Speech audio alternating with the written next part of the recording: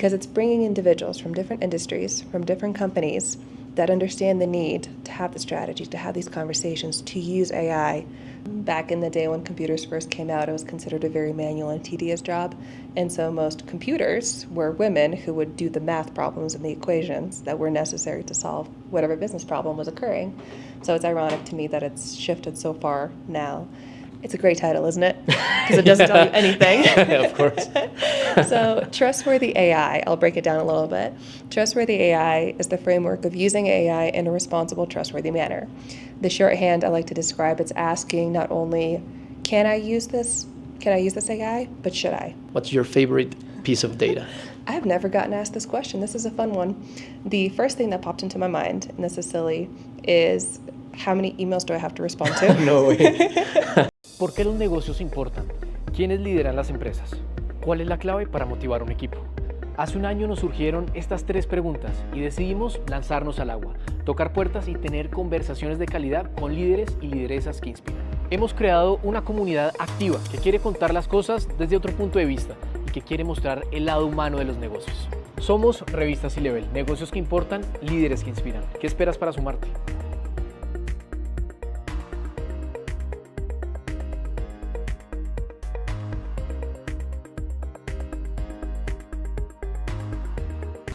Kristi Boyd, welcome to C-Level Magazine. Such a pleasure to have you here.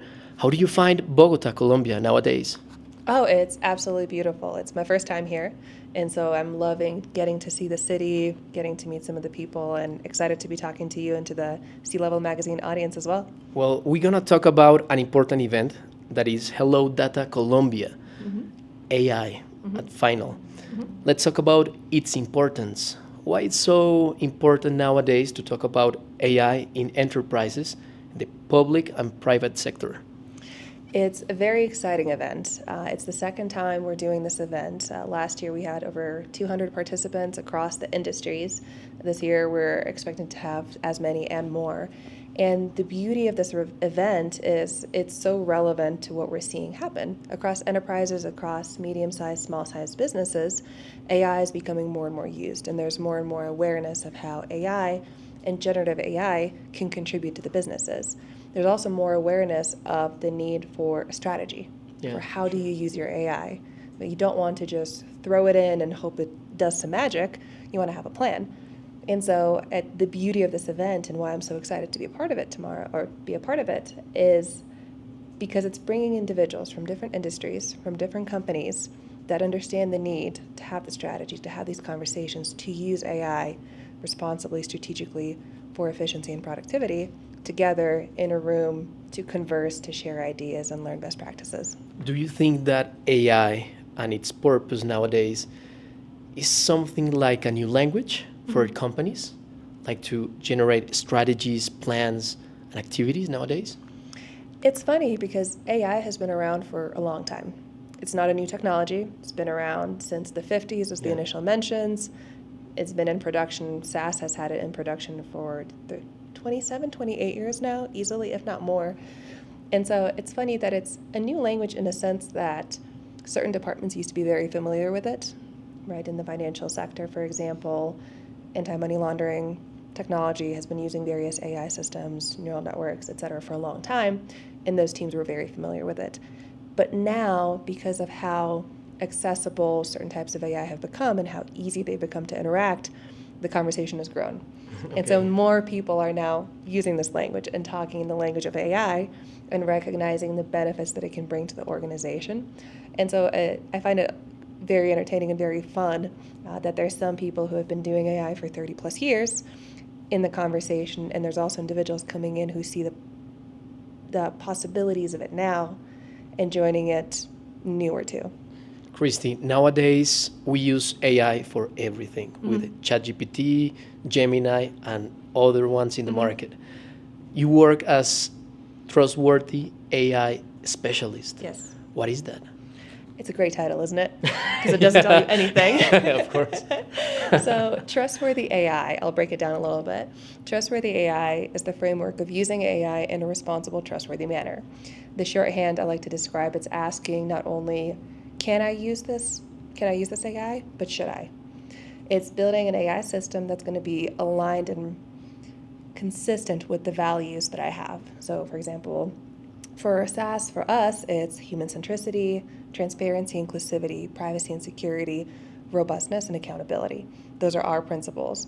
And so trustworthy AI that we defer to and we respond to is aligned with those values. We want to be human-centric, we want to be inclusive and transparent, etc.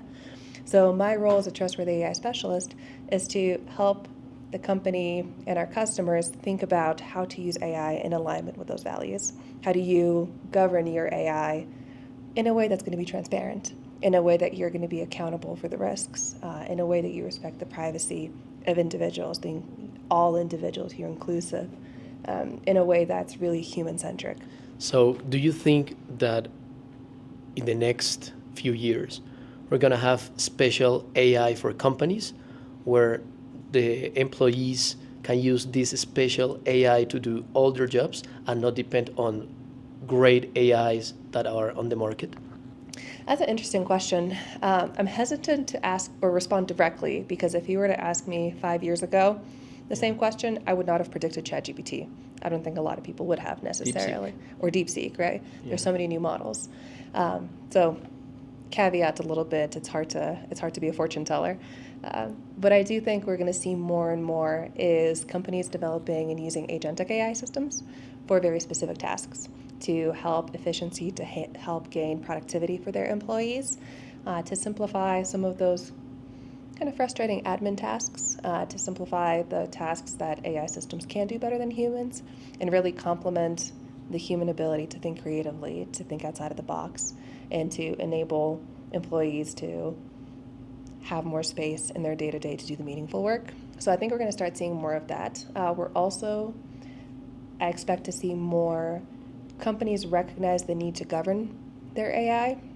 Right now we're in this phase where if you ask a company, they probably have 15, 20 different vendors, and there might be some shadow AI happening as well with employees using a ChatGPT or a DeepSeek or whatever it is that maybe the company's not aware of. And so we're going to start seeing companies be more intentional about how do they monitor the AI usage, how do they monitor the inventory in their organization, and what are the principles and the policies that they need to have established. I think we're going to start seeing a lot more of that.